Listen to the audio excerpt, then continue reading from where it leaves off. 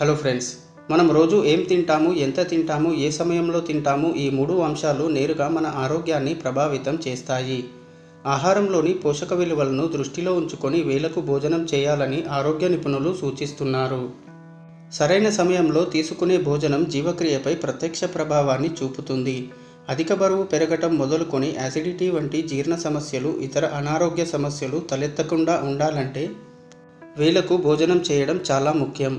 ఈ రోజుల్లో కొంతమంది ఉదయం బ్రేక్ఫాస్ట్ తినకుండా రాత్రి భోజనం కూడా సరిగా తినలేకపోతున్నారు. ఫలితంగా భోజన సమయాల్లో మార్పులు వస్తాయి. ఆకలి కారణంగా ఎక్కువగా తినేస్తే లేదా చిరుతిళ్లకు అలవాటు పడితే రక్తంలో గ్లూకోజ్ స్థాయిలు పెంచడానికి కారణమవుతుంది. ఇది దీర్ఘకాలం పాటు కొనసాగితే మధుమేహం, డయాబెటీస్కి దారితీస్తుంది. అయితే ఆరోగ్యంగా ఉండటానికి భోజనం చేయడం ఎంతో అవసరం.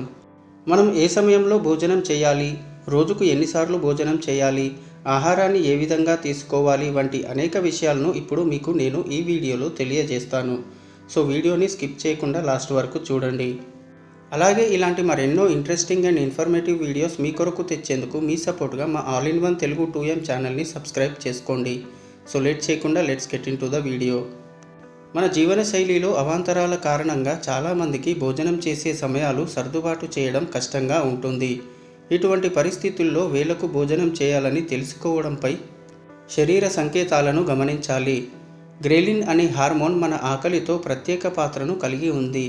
ఈ హార్మోన్ మీ మెదడుకు మీరు ఆకలితో ఉన్నారని, ఇది తినడానికి సమయం అయిందని సూచిస్తుంది.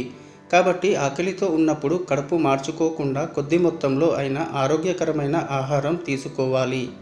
Number 1, best time to eat. జీవ గడియారం సక్రమంగా పనిచేయాలంటే రాత్రి త్వరగా పడుకోవడం, ఉదయం త్వరగా నిద్ర లేవడం అలవాటు చేసుకోవాలి. రాత్రి త్వరగా భోజనం చేసినప్పుడు త్వరగా నిద్రపోగలుగుతారు. రాత్రి నుంచి ఉదయం వరకు మీ 2 పూటల భోజనాలకు మధ్య వ్యవధి 12 గంటలకు మించి ఉండకూడదు. రాత్రి నిద్రపోయిన తర్వాత మీరు ఉదయం వరకు ఉపవాసంలోనే ఉన్నట్లు అర్థం చేసుకోవాలి. ఈ స్థితిలో మీరు రాత్రి 8 గంటలకు రాత్రి భోజనం చేస్తే మీరు మీ తదుపరి భోజనం అంటే మీ ఉదయం బ్రేక్ఫాస్ట్ 8 నుండి 9 గంటల మధ్య బ్రేక్ఫాస్ట్ చేయాలి. అలాగే number 2, avoid late night dinner. మన శరీరం సిర్కాడియన్ వ్యవస్థ లేదా జీవ గడియారంపై ఆధారపడి ఉండే మెకానిజంలా పనిచేస్తుంది. సిర్కాడియన్ వ్యవస్థ పగటి వేళలో మీ ఉత్పాదకతను, రాత్రి వేళలో మీ నిద్రకు ప్రేరేపిస్తుంది. సమయం లేని సమయంలో భోజనం చేయడం వలన జీవ గడియారం లయ తప్పుతుంది. ఇది నిద్రను కూడా ప్రభావితం చేస్తుంది.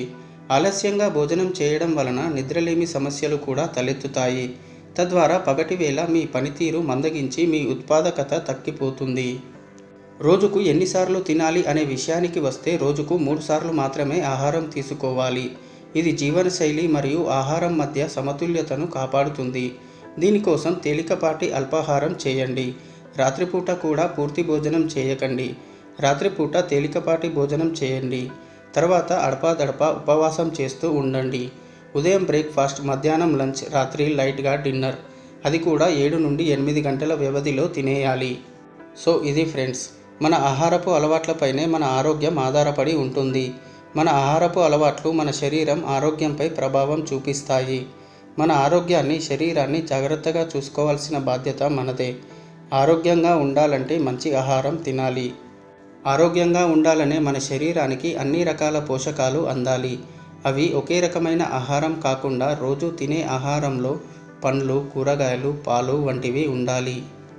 ప్రతిరోజు మనం తినే ఆహారంలో చేర్చుకోవడం ద్వారా రోగాల బారిన పడకుండా జాగ్రత్తగా ఉండవచ్చు. ఈ వీడియో కేవలం మీ అవగాహన కోసం మాత్రమే. ఆరోగ్యానికి సంబంధించిన ఏ చిన్న సమస్య అయినా వైద్యులను సంప్రదించడమే ఉత్తమ మార్గమని గమనించగలరు. ఈ వీడియో కనుక నచ్చినట్లయితే లైక్ చేయండి, షేర్ చేయండి. అలాగే ఇలాంటి మరెన్నో వీడియోస్ కోసం మీ సపోర్ట్గా మా all in one Telugu 2M ఛానల్కి సబ్స్క్రైబ్ చేసుకోండి. నెక్స్ట్ వీడియోలో మళ్ళీ కలుద్దాం. Thank you for watching.